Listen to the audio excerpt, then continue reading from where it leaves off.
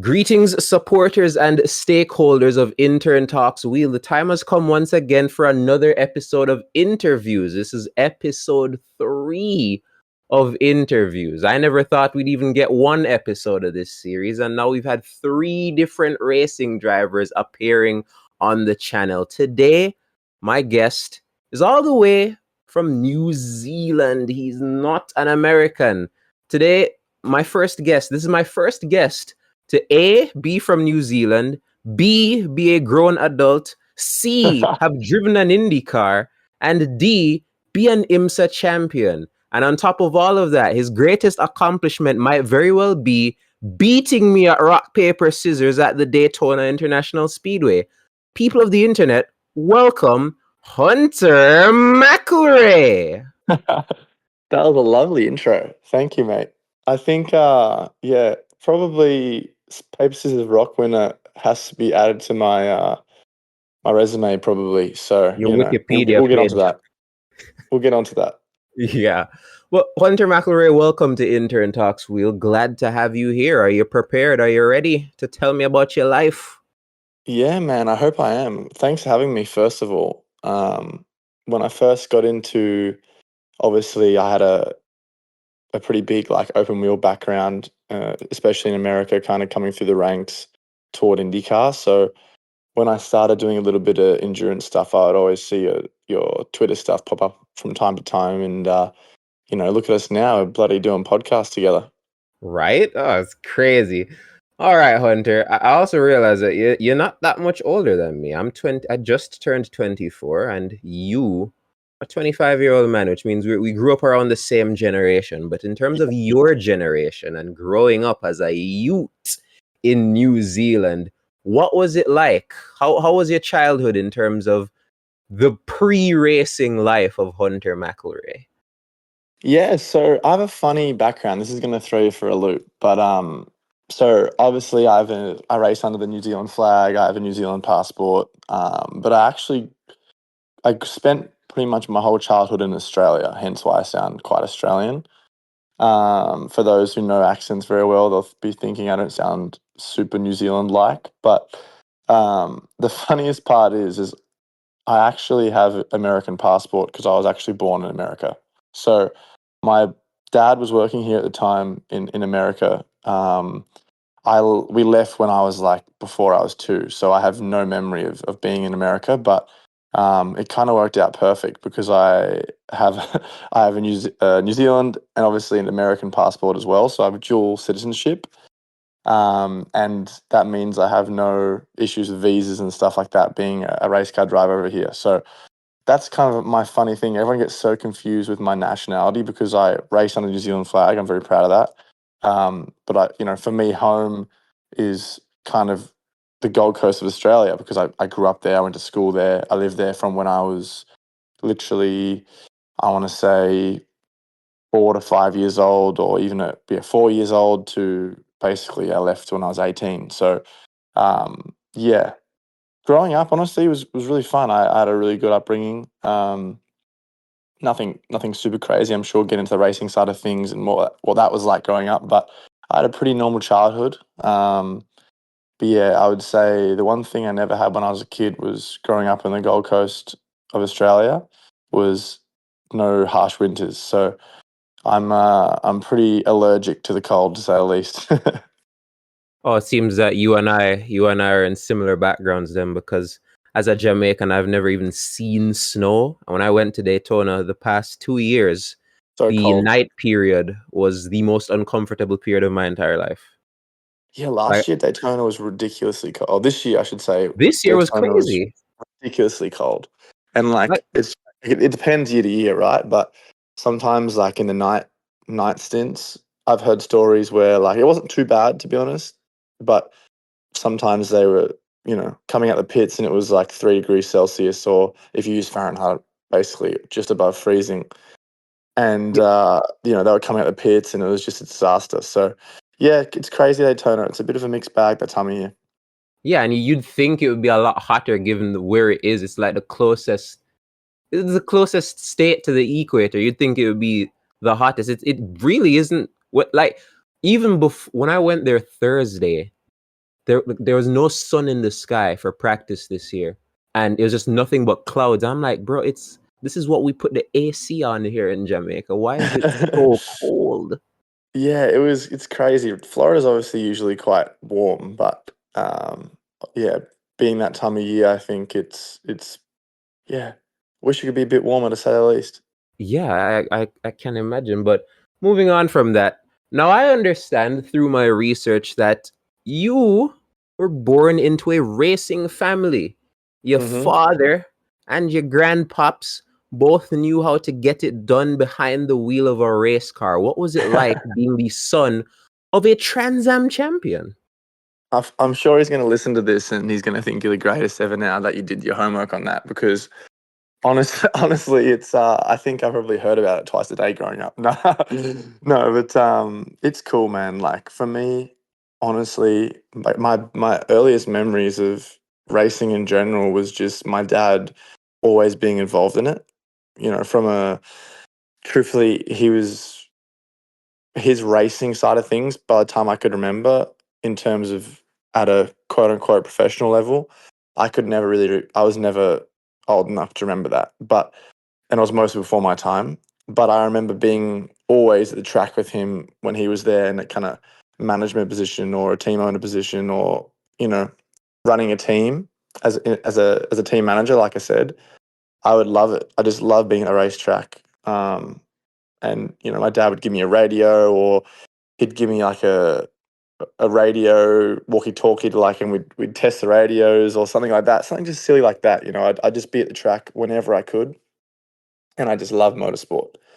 I can't really remember why, but it was always what I loved. I just loved being at the track, and I loved kind of just being with dad. And there's some of the best memories I have, you know, of just going out to the track with him and being a part of it. Or not, I wouldn't say I was contributing anything, but just being able to like immerse myself in that environment. I loved it. So yeah, as you kind of grow up and you realize why I was so involved, and you know, obviously my granddad, he loved racing, and the funny thing is my great grandmother, my granddad's mother, actually was the first one that kind of dabbled her toes into the world of motorsport, but my granddad was the first one that kind of probably dedicated his life to it in that sense. So it's super. I feel super lucky, you know, to do that because all three of us had a very, very unspoken bond, I think, due to the shared passion that we all had, obviously, which is motorsport. And, you know, because of that, I think we had some really special memories, you know, whether it was, like I said, my early memories with my dad or, you know, my granddad being able to watch me race. I think for him, that was super cool, you know, seeing his grandson, you know, race. And, um, he was able to see me win an Australian championship in Formula Ford, which was super special. He came over and watched that with along with some of my other grandparents. And the best memory, which I actually think we technically hold a record, is he actually bought a little Toyota 86, which the North American people listening, I don't think they'll fully know what a Toyota 86 is, but essentially it's like a Subaru BRZ. And in Australia, they have like a GR Cup over here, which is basically the same thing. But in Australia, there's this thing called the Toyota 86 series, which is like this little production car series. And long story short, my granddad had this idea that my dad, himself, and I are going to be the first three-generation trio to share a race car and actually do a race. So the three of us did a 3 hour endurance race. So I guess that was actually my endurance debut. But the three of us did an endurance race together, and we ended up getting third in class, I believe. So that was amazing, and especially now, you know, my granddad's unfortunately passed away early this year, and you know, to have those memories and to know that obviously, in a way, he's probably responsible for me going down this path is super special, like I said, and yeah, you know, I would say for sure in a lot of ways it's helped me a lot having that three generations of my family being involved. Well, at least this brings context to a picture I did see on your social media of you in that 86. Like I saw the picture, but I didn't understand the context until you brought that up. So there we go. There's some Yeah, hunter lore for the There's There you some go. hunter lore. Yeah, There's plenty of law, wonderful. trust me. But my thing for my question now is, how did you go from young Hunter McElrea watching your father to going from you went from that basically to young Hunter McElrea pulling on his dad's leg like, Dad, what about me? When am I gonna get in a car? It's funny, like, so my dad, it kind of all um, coincides with each other at the same kind of time. Like when I was about 8 or 9, my dad was trying to start his own race team, which was, so for those who don't know, my dad in Australia has quite a successful Porsche Carrera Cup team, and he's won many championships. And here's a bit of lore, like you said, probably not about me, but my dad is, I don't want to say responsible, but he was a big part of discovering Matt Campbell. Matt Campbell's first time driving a Porsche was in my dad's team, and he ended up winning the Porsche Carrera Cup Championship with my dad, and then ended up winning the Porsche Shootout, and that's how he became a Porsche factory driver. So, kind of jumping around a bit here, but my dad at that point in time, when I was about 8 or 9, was trying to start his team, and it was quite difficult financially and a lot of stuff like that. So, right at that time, I was trying to start getting in a go-kart as well, but the truth is we couldn't really afford it. So I'd be begging my dad to let me drive, but being, like I said, very well, I guess you could say, advised, or knowing the motorsport industry very well, he was a bit reluctant to kind of let me do it, because it was motorsport for me anyway, was one of those things where I had to be 100% all in, and even then I had to be very good, otherwise I wasn't probably ever going to have a career from it, because we didn't have the funding to really do it. So I'm sure, if I wasn't very good and still had a big passion or stuff like that, I'd do it motorsport in some way at a fun level back in Australia. But my dad was kind of trying to scare me away from it and trying to almost test me, even when I was like 8 or 9, if I wanted to drive that much. So I would beg him to drive, and we'd get like an old go-kart, and we'd go out and race like 3, 4 times a year. And that was like my start of my racing career for the first 4 years. Is I'd go out on a Saturday without driving for 3 months, and then go race around the back of the field and get hosed 3 or 4 times a year. But that's just what we did, and that was my way of driving back then. And that kind of progressed. I did it a bit more serious later on, and towards when I started to be a teenager, I had a couple years where I like raced the national championship, but karting I never really did too much. I was never a superstar in karting. Never really won anything big. I was respectable at times, but the attitude my dad kind of had was always like looking at the bigger picture of cars. Like, the funding that was there, had we maybe committed a bit more to the karting route, and, did all the extra test days, bought all the extra engines, like all that kind of stuff that karting you have to do, maybe I wouldn't have been able to commit to cars like we did in those couple of years. So, um, yeah, my racing career started basically in Formula Ford, which in Australia, unfortunately, I think it's still going, but it's maybe not as healthy as what it used to be. But in Australia at the time, it was really big. It was essentially like our Formula 4 level, but it's a car with on road tires and no wings, no slicks. So that's where I kind of started my career and cut my teeth in New Zealand, actually. So that was really fun times, and yeah, that's kind of where it all kicked off for me.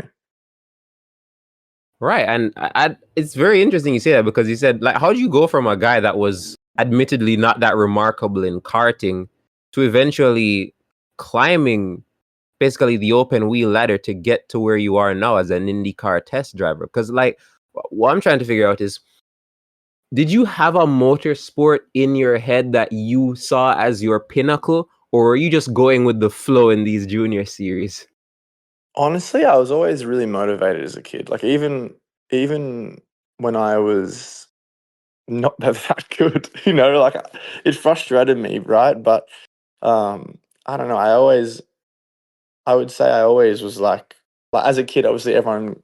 I'd be lying if I said when I was, you know, 8 to 12, think everyone wants to be in F1, but I'd be just driving like flat out on my Logitech G27 or Thrustmaster or whatever I had like every day in the living room, like just playing F1 2012 and stuff like that. Like I just loved it, right?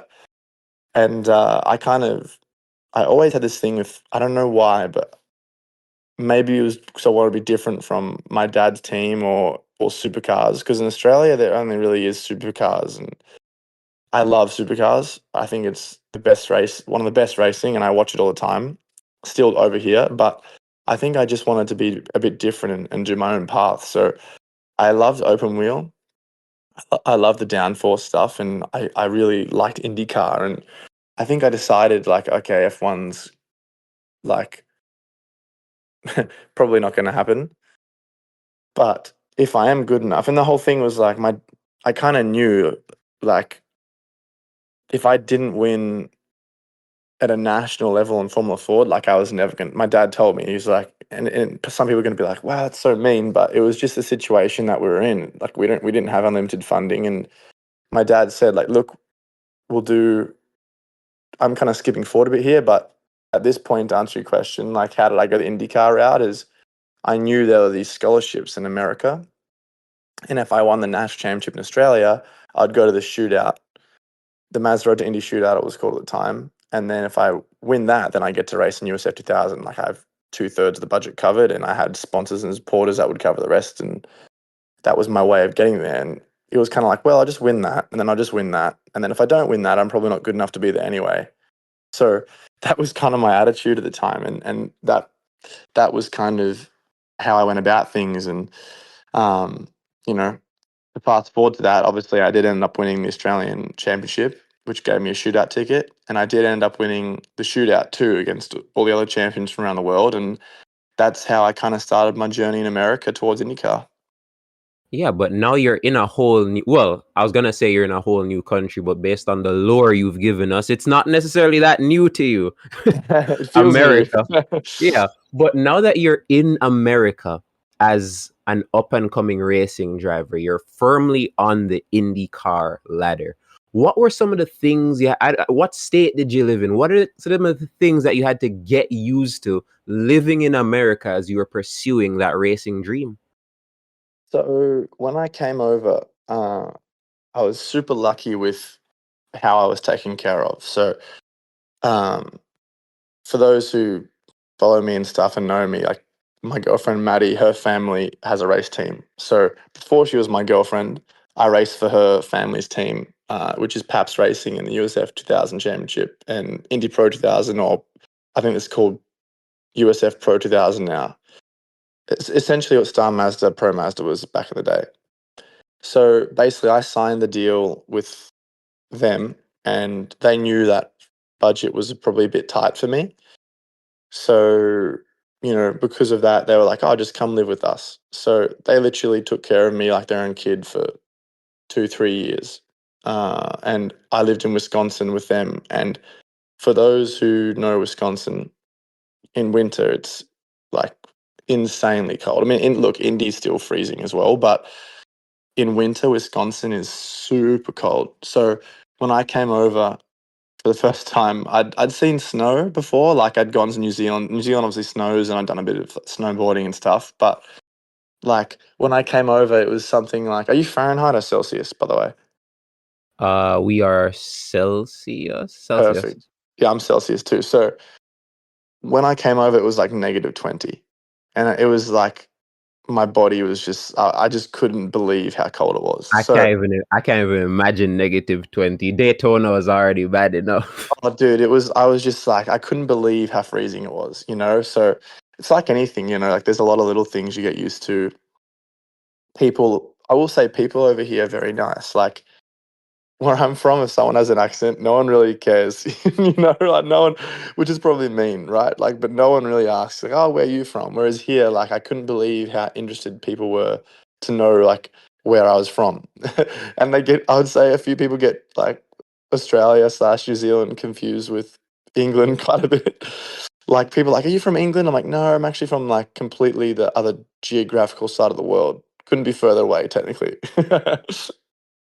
Right, and I now want to backtrack a bit and get some more hunter lore because Tell me about how you met your girlfriend. That's one of the most interesting origin stories I've ever heard in terms of a relationship. It's She pretty simple, man. Like honestly, I was living with her family, and that was it, you know. So I obviously didn't start dating her till probably a year after living there. But yeah, it was pretty funny. I used to get teased a lot because I was dating the team owner's daughter, and everyone was laughing at me. So everyone was I was obviously the center of a few jokes and things like that. But it's worked out pretty good now. I'd say I haven't driven Forgy since 2021, and obviously it's basically 4 or 5 years later. So yeah, you know, it was at the time it was pretty funny. I think a few people were like, "What are you doing, dude? Dating the team owner's daughter, you idiot!" But I have to say I'm pretty lucky. She's helped me a lot, and you know, racing is a funny sport where not that you need them to be so involved in it or know what it's about, but I would say she grew up around racing as well, so she understands it a lot in terms of, you know, kind of the highs and lows and how invested you can be at times. So yeah, she's helped me a lot, especially, you know, just having someone over here. All my family is on the other side of the world, and to have someone that's kind of, you know, has your back and kind of your best friend in a way over here helped me a lot.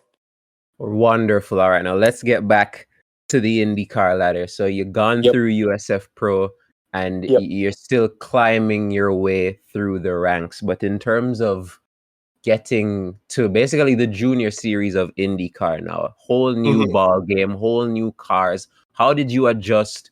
Who were your toughest rivals? Who were the guys you were racing against thinking, man, these guys are freaks of nature? Honestly, man, like the Indy next thing for me was like really, or Indy Lights, it was called, and what people still think it's called. I think off the I mean, I'm saying off the record, but we're on a podcast. Should be called Indy Lights still. But anyway, um, I really loved it, dude. It was super cool. Like I had a bit of a rough few years. Like I I led the championship the first year, and obviously I came off winning a lot. You know, I had like a record breaking season in Australia. Then I came over here, I won the shootout. Then I was winning the championship in my rookie year. And I'm like, okay, I'm just gonna win everything, you know? So I ended up getting second because we basically had a sensor issue break. A sensor issue, like a sensor failed or something in qualifying. And then essentially lost the championship from a part failure, which was no one's fault. So that really sucked in USF. Otherwise, I knew we would have won. So that sucked to lose that championship from that. But it was just one of those things where, you know, shit happens in motorsport. And then I had a kind of rough couple years in pro because we were a new team. I moved up with Pabst again, and there was their rookie year. And it was to sum those years up. The first year was a bit of a learning year, and then we won the last race of the year. So we're like, okay, cool. Next year is going to be, you know, championship year. And then that year was either like we were dominating the field or we were literally seconds off the pace. And without getting into it too much, it was just a rough year, and the middle part in particular. But you know, we had the most poles at anyone, and I had a lot of times where I showed like when we were strong, like I would win by 12 seconds and stuff like that. Like, so we ended up third in the championship that year, which was respectable. But you know, I was like, man, I don't know how I'm gonna do lights, blah blah blah. And I started talking to Andretti, and basically, I had a test opportunity with them to drive on for the first time at Indy.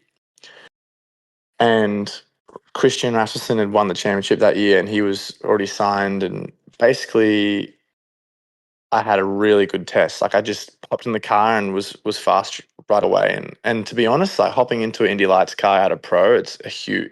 It was the biggest step. Like even jumping in the Indy car from the Indy Lights car didn't feel like as much as a step as going from the pro car that time to Indy Lights. So it was awesome. Like it was like, wow, I'm going fast now. You know, it's a big boy car. But the test went really well. I think I topped a few tests, ended up second, and against a lot of the guys who had been driving already, and was a fast Andretti car. And um, yeah, I basically got the opportunity from there, and was racing for Andretti in lights. So that was really cool. You know, it was really smooth the whole time, honestly. You know, I went to the first race, and I actually put her on pole my first race by almost 4 tenths.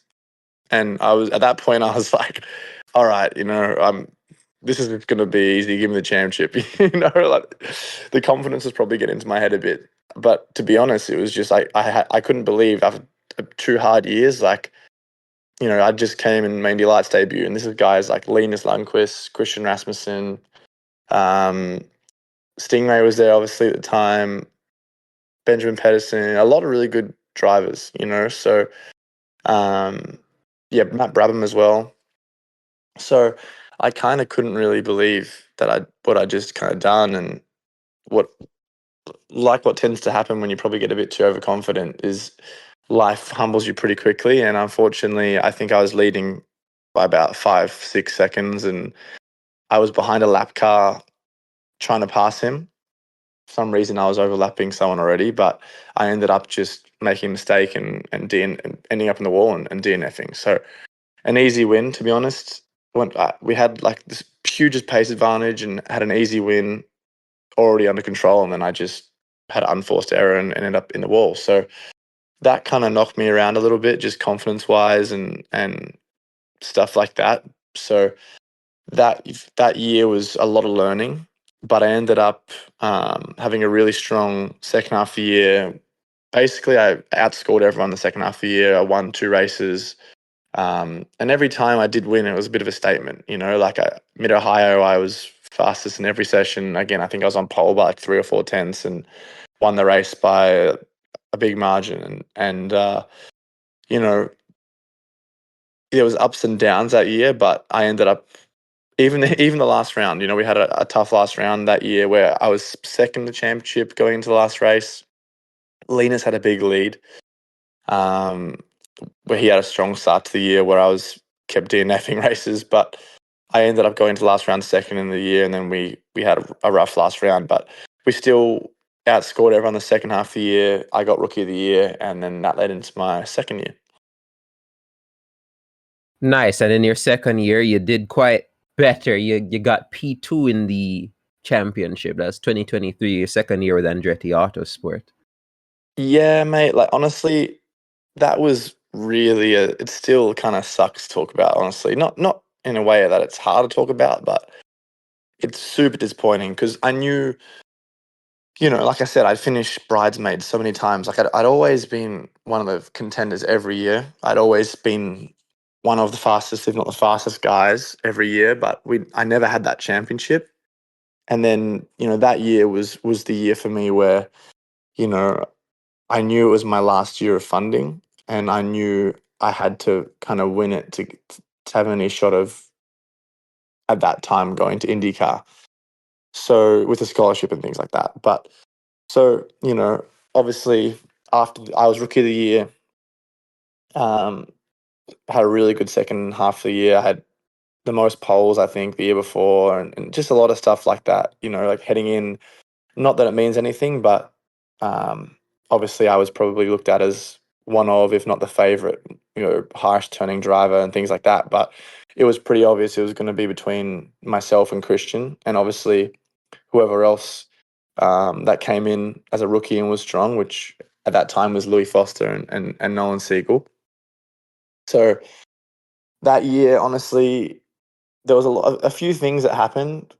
I think what probably hurt me the most that year was they had this really stupid qualifying format where it was literally 8 minutes, and not like 8 minutes in groups like it is now. I think it's 15 minutes in groups, but it was 8 minutes with the full field.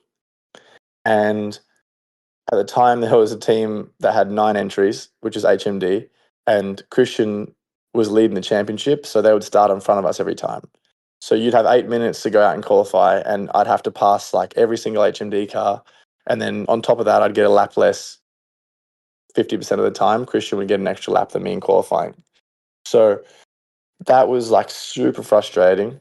And it was just one of those years where like we literally would go to a private test. We would literally sometimes be 3 tenths quicker in the field, and we'd go to the race weekend. Would be P1 in practice or whatever, right? Not that it obviously doesn't mean anything, but we, for whatever reason, could not qualify. Like something could happen in qualifying, or we never executed qualifying the first half of the year, and it was driving me insane, you know. So I think I was second in the championship, and it was just a lot of things that happened. You know, I got taken out by Kiffin at Barber, running third or fourth. I had a big crash at St. Pete where that's a whole nother story too. Man, there's so much lore, like you said, I could explain just about that year on its own. But basically, it was just one of those years where I was like, nothing was going right, you know, and we were still in the fight. And I ended up finally getting a pole and winning at Indy. And then I won that race, and basically the championship was back on. Like the championship was 30 points with 5 races to go, and between me and Christian, and it was like, you know, somehow I was still in the fight of the championship. And we went to Portland, and there was obviously a doubleheader at Laguna to end the year in Portland. But unfortunately, T1, I got collected.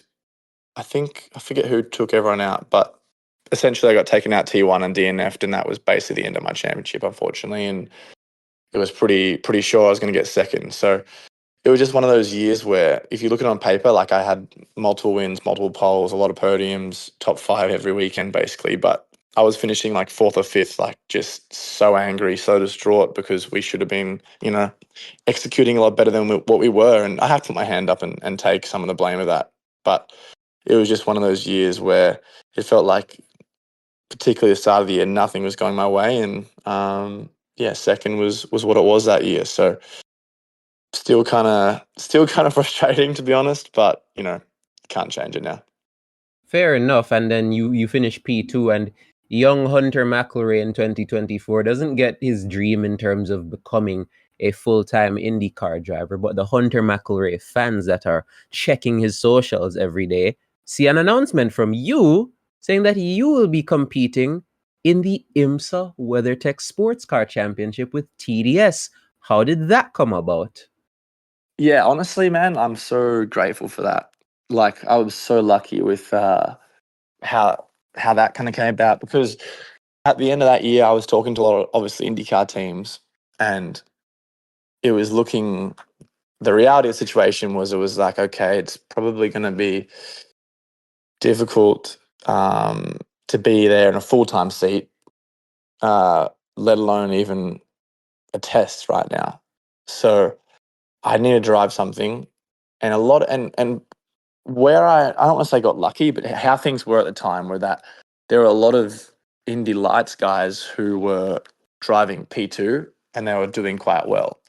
And a lot of those guys I was beating in Lights. So I kind of knew, I'm like, okay, I can probably hopefully get an opportunity through that, like these guys have. And I need to drive something. So that's kind of, you know, P2, they're a really fast car. They're similar speed to kind of Indy Lights. And, you know, hopefully I can drive something there. So I started talking to teams, and it's like, oh, how much money do you have? Blah, blah, blah.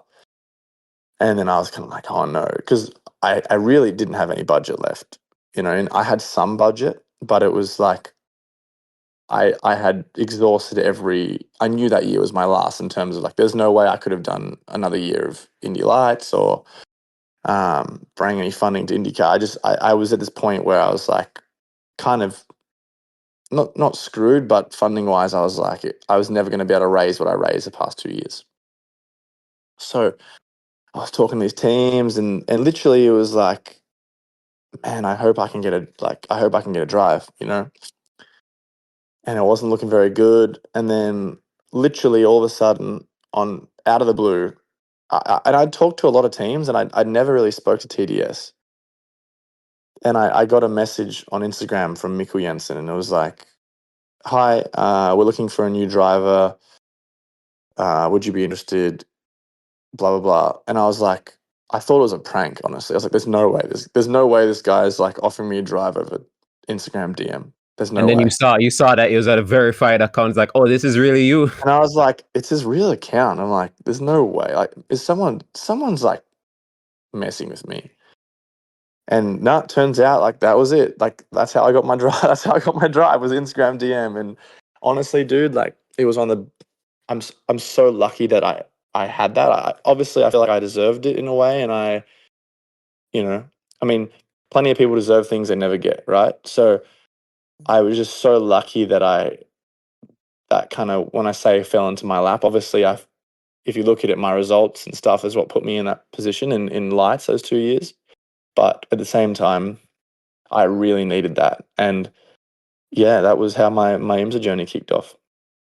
Right, but let's talk about actually how it, because here's the thing, I realize that you IndyCar guys are quite good at the sports car racing stuff. Like I look at Christian Rasmussen, and when it comes to driving an LMP2, he's one of the craziest. He's one of the fastest guys I think I've ever seen in an IMSA LMP2 car. And it's safe to say you're up there as well. But in terms of driving that closed cockpit LMP2 car after all of your years of open wheel experience, was it something that was difficult to adjust to, or did it fit like a glove? I'll be honest, like at first it took me a little bit because so comparing to obviously Mikkel Jensen as well, who's probably the fastest guy every weekend or one, like he's definitely someone that's the benchmark, right? So I had a very, very high reference, you could say. So it took me probably like in testing and stuff, obviously Daytona the first year I never got to drive, so I never really got those big amount of laps in that race. But I mean, look, I wasn't bad, but I just didn't know where I was. Like, IMS is very different. Like, you're on different tires, different fuel loads, and that affects kind of pace a lot. So coming from what I'd came from, like sprint racing and open wheel, like you're always focused on lap time, and everyone's always in the same like tires, same fuel loads, and all that kind of stuff. So I didn't really know where I sat. And to Mikkel, I mean, he was obviously quicker than me at the start as I was adjusting. And, I'm like looking at this guy, I'm like, man, this guy is like, how is he doing this? Like I've never in my life was usually like the one lap speed's been super easy for me my whole life, and Mikkel was like probably 4 or 5 tenths quicker than me, like in testing a lot of the time. I'm like, how is he so fast, And then there was a test at Sebring, I remember, and it kind of clicked for me a bit. And I closed the gap to Mikkel like more than I had. But I remember even going to Sebring, the race in Sebring, which was my first race in IMSA. And I was kind of like, well, I'll just see how this goes. Like, I truthfully had no idea how I was going to do. And like, long story short, I had like a really cool race. Like, I had the fastest lap of the race. I drove to the lead in both my stints, and I had this really cool pass to the lead, which like blew up on Instagram. And it was just, it was really cool. Like, I had no idea how I was going to do, but I ended up going way better than I thought. And yeah, it was kind of like the perfect, as perfect as debuts go in IMSA. Like, it was awesome. And we got an unlucky yellow, which actually gave Zilic the win, but we were leading and we kind of dominated that race, like myself, Mikkel, and Steven. So that was really cool. And I don't really know, to answer your question. Like, I think the P2 is a really cool car, especially this current generation. I'm going to be sad to see this one go when they bring the new one out, because it's such a beautiful car. Like, it's designed so well. Honestly, like, we're detuned a lot without saying anything I shouldn't. Like, we're with the GTPs, if we had no restrictions, we'd be a lot quicker. But it's just how it is these days with the hybrid technology and stuff like that. But I digress. But we basically, the P2 is just a car that does incredible things in the high speed. Like, even now, like I've obviously driven the IndyCar and Indy Lights and things like that. It's hard to beat a P2 car in the high speed, just because I think number one, you have power steering. So you kind of have whatever you want, whenever you want, in terms of like asking something from the front. Whereas in IndyCar, there's no power steering. So they're impressive in the high speed for sure, but it always kind of feels like you're at the limit of what you can actually do, because the steering gets so heavy under those high loads that you literally sometimes can't turn the wheel anymore. Whereas a P2, it's like there's no physical limit, because you can just keep going until the car actually can't take it anymore. So that's one thing I think with the P2, it's so impressive like that. And I don't know. I wish I had a good answer. Like, yeah, man, when you get in, it feels like this, and we're able to do this. But yeah, Christian's obviously super good in the P2. I'm not so bad in the P2, but yeah, I think it's just something that I think clearly has some correlation to what we've done. Well, all right. Well, then let me pivot then. You can't really tell me how it really does feel in the LMP2, but how does it feel in IMSA and multi-class racing and endurance racing in general? You touched on it briefly, but in terms of being in this brand new environment, these jam-packed paddocks with all these kinds of racing drivers from all different walks of life, what was it like being within that paddock? And what was it like being on track with all these different classes of cars and basically being in the endurance world coming out of open wheel? Yeah, it was a lot. I mean, I have to say, like, again, I have to say, I was lucky to have Mikkel because he kind of was doing he has so much experience, number one, but any question I had, I'm like, okay, what do I do with traffic? What do I do with this? What do I do with this? I could just look at what he was doing, and I would just do that, and it worked fine. So it was a lot like, you know, definitely different to what I was used to in a way, but um, look, I was just so happy to be there, like I said, and learn, and I had so much fun, and Stephen, who is my co-driver, and also him and his wife Emily are the people that make this program possible, the TDS program possible in IMSA anyway. And I was just loving life. It was just completely different to what I was used to. I'd say very European in a way. Like, obviously it's American series, and we're racing in American tracks, but I mean, TDS, for instance, is a full French team. And if you look at teams up and down the pit lane, they're basically full European, or mostly European. So that was kind of a new thing. And I would say the IMSA paddock, it's hard. I mean, you've been there. It's a different vibe to it than other championships for sure. I think definitely it's still got that American, like, laid back, serious but still fun kind of aspect to it versus maybe some European championships. But yeah, it's a lot. Obviously now I'm probably a bit more used to it, but the multi-class racing and things like that. I remember thinking like traffic was really fun because so many times you're driving and you're kind of like, especially what I came from, like a sprint racing, but it was like almost an hour race. So if you were leading a race, you were literally just driving around knowing like, okay, I've won this race if I just don't screw it up. And there's no, you know what I mean? So it's kind of a funny feeling when like you've already won the race, like, because it's hard to pass, especially a track where it's difficult to pass. It's like, okay, I just need to circulate and keep it on the track here. Whereas IMSA, there's so much going on. Like, there's a multi-class racing, there's strategy, there's pit stops, there's yellows. You never really know what's going to happen. And for me, that's what I enjoyed, was like there was so much variable, which in some ways can be really frustrating. Like, we've probably lost a few wins from that. But at the same time, it's like, even when you're having a bad day, you're never really out of it. If you can stay on the lead lap, if you can just, keep the car clean, keep your nose clean, you're never really out of it. So for me, that was something that I really enjoyed, and kind of the strategy aspect to it as well. You kind of never are really out of the race until you are. So that's what I liked. Nice. And I guess to pivot from that, I guess the last question I want to ask you about IMSA is winning the Michelin Endurance Cup in 2024. That's something you did last year in your very first season of endurance racing. And you did so by not only the great podium at Sebring, but by winning the last two endurance races of the year. What was it like winning your first IMSA race and being an IMSA champion off the rip? It was pretty awesome, dude. Yeah, we had a bit of I guess you could say, like, we didn't have the best start to the year last year.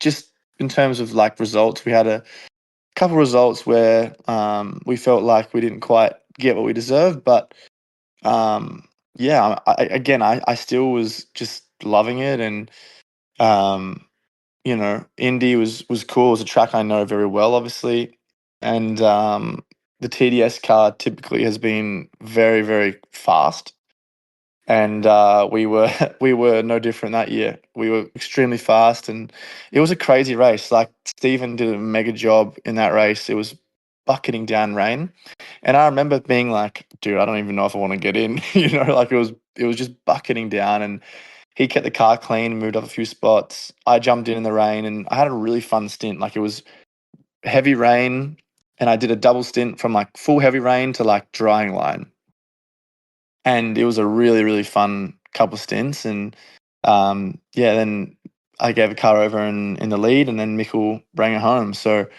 that was pretty awesome to get the first IMSA win checked off. I think a lot of people, I probably didn't appreciate how many people have been working for that for a long time. And, I just kind of won one in my fourth race ever and didn't think too much of it at the time. But it was, yeah, a really, really cool achievement. And to do it at Indy as well was special. And then, to be honest, winning Petite was mega as well. Like, Petite is a race that everyone wants to win, and that race is crazy. But I would probably go as far as saying Petite might be my favorite race. Just from I love Road Atlanta.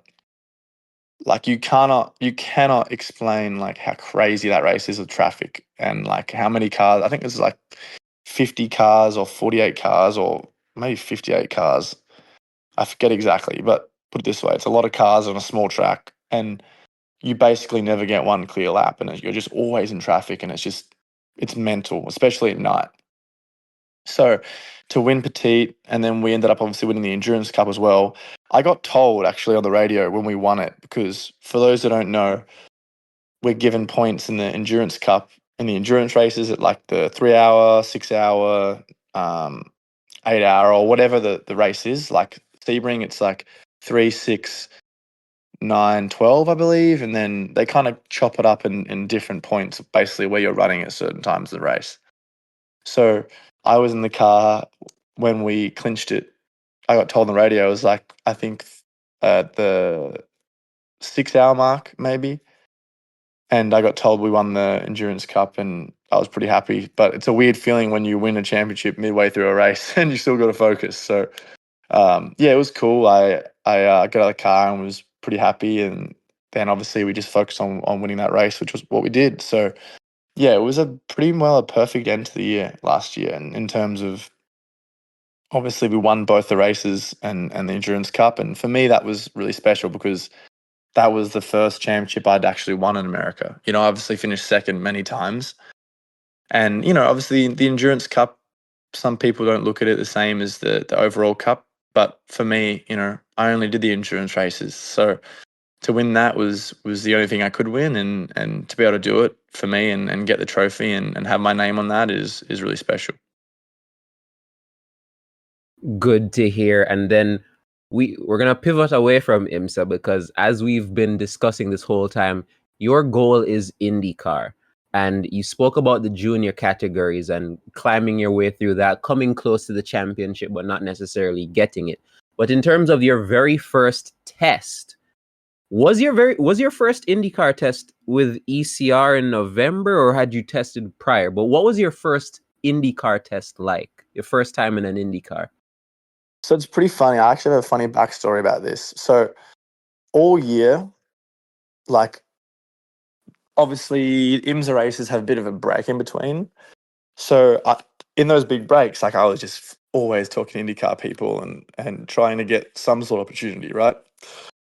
So before Sebring, I can't really, I don't want to say exactly who, but I was basically called and told that I'd be racing Long Beach with a pretty big team.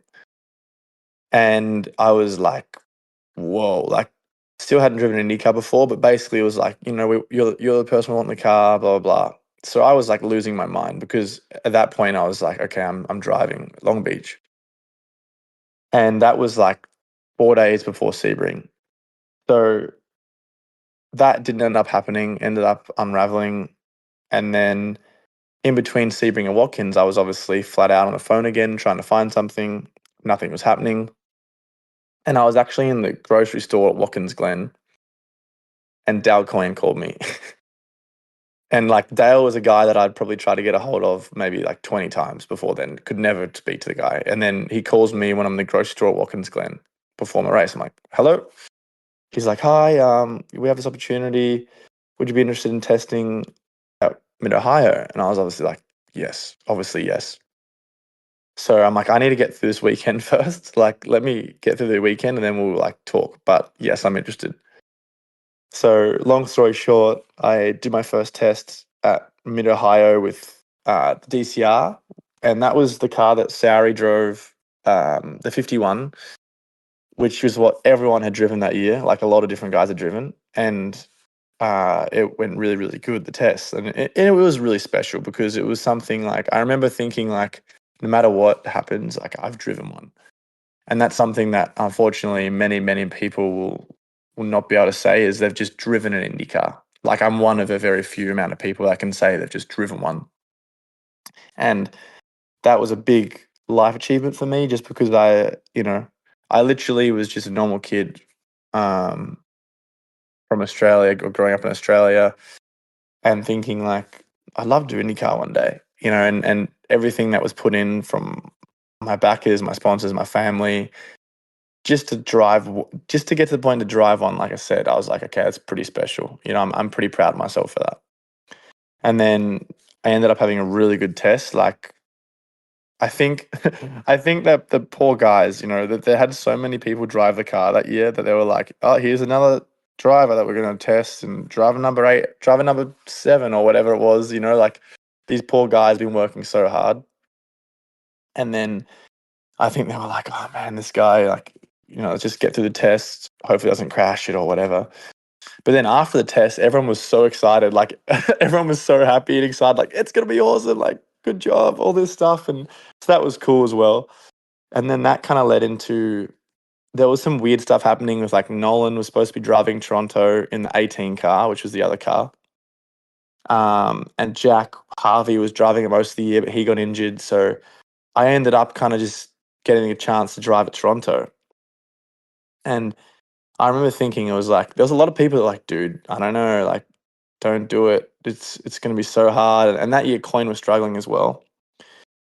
And they were like, oh, like, it's going to be hard. Like, it's the most brutal track of the year, and you're just throwing yourself to the piranhas, man. Like, and I remember thinking, like, I have to do it. Like, I have to do it. Like, I have no choice. Like, I have to take this opportunity.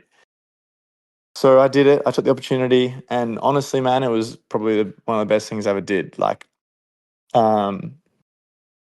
straight away, I was competitive, and against all the like Rasmussen, Linus, all these guys who'd been driving all year in their rookie years. I was obviously a rookie myself, but rocking up with basically zero prep and halfway through the year, and we were fast as rookie in practice. We were like, it was a possibility for us to transfer, I think, to Fast 12. And just to rock up and even say that, I think to have that speed and make a statement like that was really special, because honestly, before the weekend, I was kind of like, I just don't want to, like, I mean, I was fully like, who knows, I might be dead cold stone, like dead last, and to be there and, be competitive and stuff like that was so cool. And fortunately, we had a little issue in qualifying, which meant I couldn't downshift, and I ended up not even getting to do a lap in qualifying because we ended up in the wall. That sucked. So started last and then had a really good race. I think we were up until like 13th or something. And then unfortunately I tapped the wall earlier in the race, which is pretty common around a street track, especially with IndyCar. And then the right rear suspension kind of collapsed, and I had to come in and bring the car and retire it. But, for sure, not the perfect weekend in terms of like, if you look at it on paper, but I knew that weekend I just needed to make a statement, and I definitely felt like I did that, and I left that weekend so proud of what I had achieved. And especially that year with kind of what was going on with, at that point, Coyne was struggling a lot, and they never really had any performance that year. So I kind of showed the most performance the car had, ever seen all year, and that wasn't. I felt like that was noticed as well. So yeah, it was cool, man. It was super cool just to show up and feel like you belong. Good. And one thing I think I'm learning from this, well, I wouldn't say learn, but speaking to you is making it kind of more obvious that people look at Formula One as a very hard sport for people to get into, because of you have to go through all the junior ranks, and sometimes there are people that win the F2 championship and don't get a seat. And they look at other motorsports and say it's easy to get into those. But I think we can both agree that IndyCar is not that easy to get into either, even though you can have more than 2 cars per team. It's still a pretty difficult championship to get into, even if you are quite talented. For sure, man.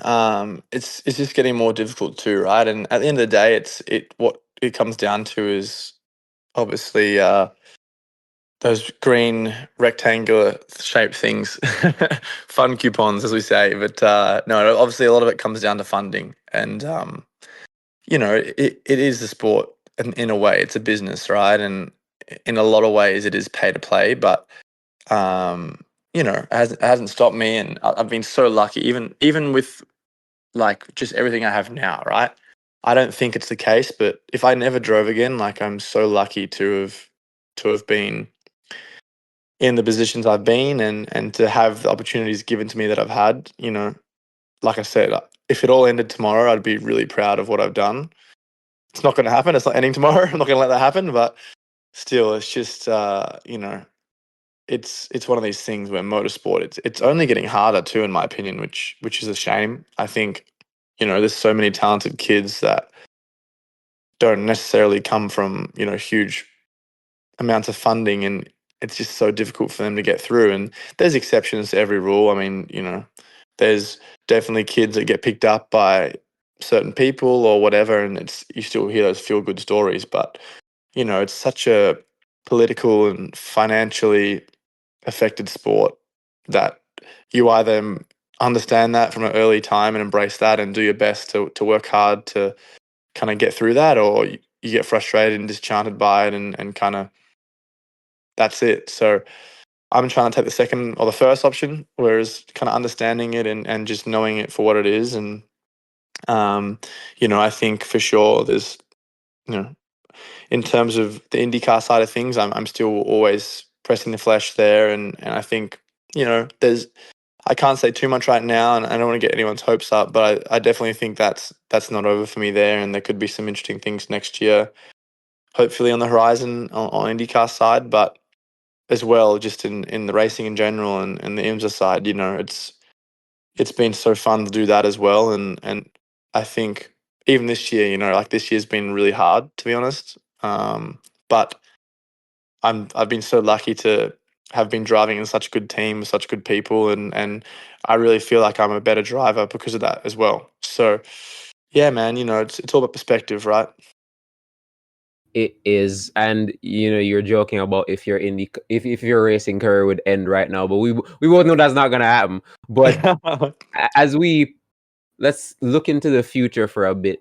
Outside of IndyCar, which we know is still your main goal, is there any race car or series out there that you haven't driven before that you're thinking, hey, this seems fun? I mean, I can already think off the top of my head, maybe Trans Am's one of them supercars, a GTP. What cars out there interest you, and cars you at least want to test, much less race? Yeah, obviously, I think hypercar slash GTP is something that I'd love to try.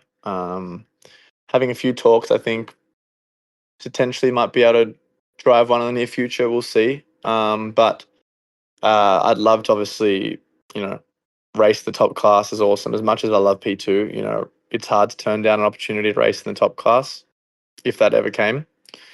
I'd love to do Le Mans, man. For me, Le Mans is something that I think everybody wants to do. It's obviously, I mean, Daytona is obviously the big one in America, but I think kind of Daytona, Le Mans, those big 24-hour races are something I'd love to do. Like my goal in endurance racing, honestly, is to win and to win as much as I can. Obviously, everyone's is, but like winning petite was really cool to have that on the resume. I'd love to win. I want to win, obviously, Sebring, other than wanting to win every race in general, but to win those big races for me, like Daytona, Sebring, Petite, that's something that I want to get, those three in particular. And I love that too. I mean, in a perfect world, if I somehow ended up next year having a full-time seat, like I'd still push really hard to do those three endurance races because they're so fun, number one, and just the achievement by itself is something that I really want to do and I really want to get. So um, that's what's kind of cool about endurance racing. You can kind of get those like career accolades in one race. Granted, they're super difficult to win, but someone's got to win them, right? So why not us? Indeed. So you still. I'm gonna ask you again. Would you be Sorry, open to testing a Trans Am car though? Giving your I wouldn't dad's mind. come up? I wouldn't mind. I mean, look, it sounds bad, but like I'd probably be more interested in like doing the Bathurst 1000 one day. Like I never really thought I'd say that as a kid, but I was so focused on doing like this path I'm on now. But I'd love to, especially I think as you get older. I mean, I'd love to do the 1000 one day in supercars and like you watch the racing there and it's like man. I mean, IndyCar, IMSA racing, it's it doesn't get any better than that. But when you look at supercars racing as well, it's like, well, that racing doesn't get any better either. Like you watch it, and it's like so good to see how the racing they do, and you know, the 1000 is obviously like the Indy 500 of Australia, or it's the biggest as it gets over there. So I would say like to answer your question, sorry, I would probably say like I wouldn't mind getting in a supercar, and I've actually never driven a GT either. Like I wouldn't be against driving a GT3 either, just to see what that's like. Nice. So let's pivot away from the racing for a bit. Let's talk about Hunter McElrea, the person. As I go through your Instagram, you seem to be a world traveler. What's your favorite vacation spot? I know you've gone to a bunch of different places for vacationing, but when you're away from the racetrack and you're given a chance to just calm down for a bit, where do you like to go for vacation? What are your hobbies? What do you like doing away from the track? That's a good question. I think traveling in general, I think I like it. Like I mean, there's traveling for racing, which is like you go to a racetrack, you go to the hotel, racetrack, airport. It's not really like everyone's like, you got all these amazing places, and it's like, yeah, I know, but like you really don't see anything other than the racetrack. Which typically isn't always the most picture perfect place. But away from the track, man, I do like traveling. Like last year, went to I went to Ireland and London for my birthday just because we just decided to go. My girlfriend and one of my really good friends, James, and his partner. That was super fun. And then I actually went on the way, when I say the way back to Australia for Christmas, like I flew via. I went to the Abu Dhabi Grand Prix, just because I wanted to go and check it out. And a close friend of mine who actually has a F1 hospitality business, and it was like, yeah, come over and you can come in there and blah blah blah, and it just kind of all worked out. So I stopped there too, and that was super fun, and had a good time there. But to be honest, in terms of like hobbies, I would say golf, man. Like I've probably someone that says they like golf usually is good at golf. I'm getting better, I would say. Like I shoot probably in like the mid 90s on average, which isn't. If you told me 2 years ago I'd be shooting the mid 90s, I'd be doing backflips. I was so happy. But I like golfing.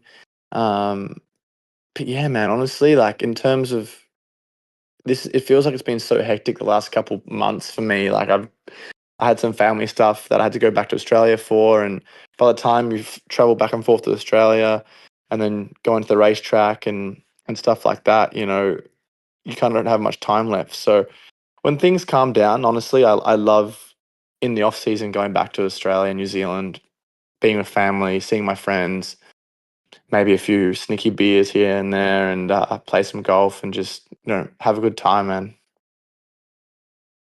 Great. And in terms of your career so far, you've left where was basically home for you in terms of New Zealand. You go to America, and that's pretty much based on your career path where you're probably going to spend most of the rest of your career. But in terms of the persons you've met coming through your racing ladder, are there people you've met in racing that you genuinely couldn't imagine your life without?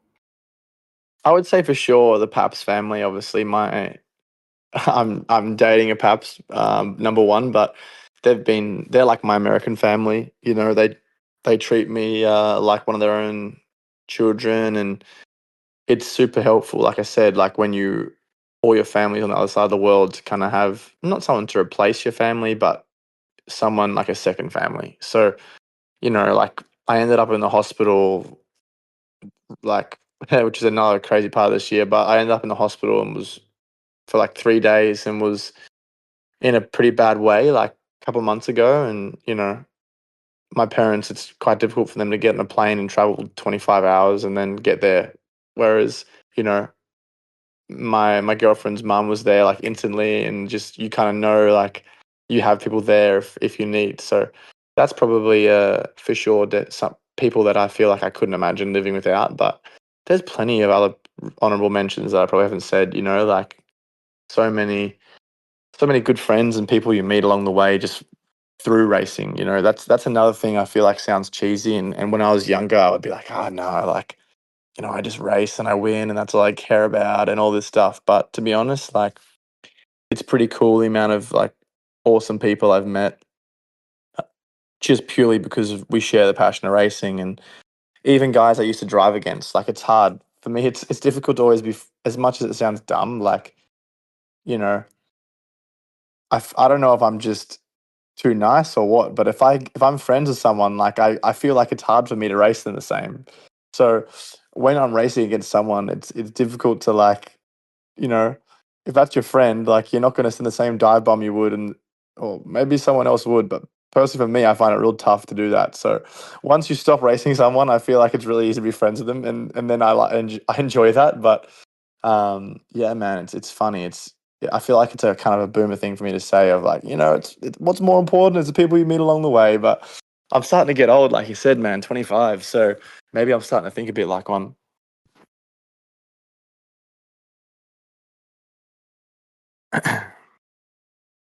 All right. Oh, I thought.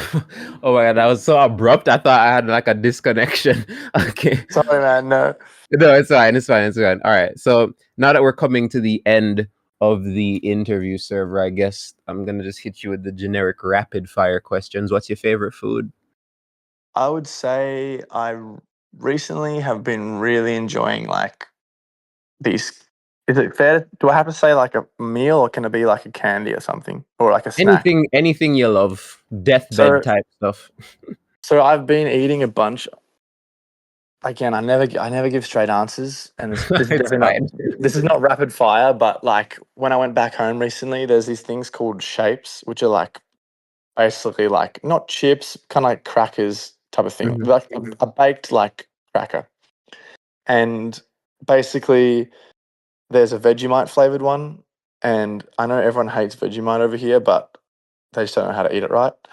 But I've been eating like boxes of those, and it's probably not good. Luckily, my trainer is working me hard because I'm probably eating an extra 1,000 calorie a day of these crackers. So right now, lock in Vegemite flavored shapes. All right. Favorite racetrack? Good question. I'd say Watkins Glen, Road Atlanta. Can I be one, or can I choose multiple? You can choose multiple. Watkins Glen, Road Atlanta, Mid Ohio. All right. Favorite rival in racing? Favorite rival. Oh my god. I'll probably have to say Christian because we've raced each other so long. Like I race him every step of the ladder, and yeah, even in P2 I race him sometimes. So I'd say Rasmussen. Let's go Rasmussen. All right, wonderful. And to end this, one thing I've started to do, I did it with Brent, so I guess I'm gonna just do it with all of my guests now. Is that if you could recommend a guest for Intern Talks Wheel in terms of the next episode or a future episode of interviews, who would you want to hear be in your seat being asked questions by me? That's a good question too. I feel like there's so many I could ask. I'm gonna go crazy and say Scott Huffaker, if you've heard of that name. He's kind of he's a mysterious dude. No one really knows. He's not really like doesn't do social media that crazy. He's kind of like a real like underground kind of dude. I don't know how to say it. That's making him sound weird, but Yeah. he's a really good guy, and he's a really good P2 driver, and driver in general. He's racing Trofeo right now, I think. But he's a guy I replaced when I got the deal with TDS and Stephen and Mikkel. Mm-hmm. And obviously Stephen and Mikkel have been like really, really good to me. And Scott was also super good to me and helped me out a lot. And he's someone I talk to a lot. And he's an interesting dude, actually. And he's won a lot of stuff in P2 as well, man. I think he's a multiple champion in P2.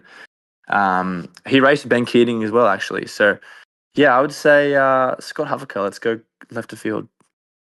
All right, I'm gonna have to do my detective work to find Yeah, out how I'm detective gonna work. DM him. He's hard, man. He's hard. He's an undercover dude, but he's a good dude, that's for sure.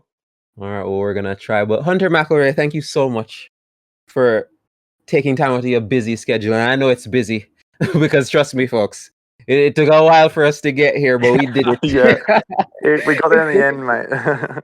It took a while for us to get here. This is probably the first guest on Intern Talks we actually met in person. Yeah, you're the first person to come on this show that I've actually met in person. I jokingly put on my Twitter, I'm gonna challenge Hunter McElrea. We're mutuals. He's seen my tweets. He thinks I'm cool. I think he's cool. When I see him at Daytona, we're gonna square off and we're gonna have a rock, paper, scissors match that I'm gonna put on the screen now.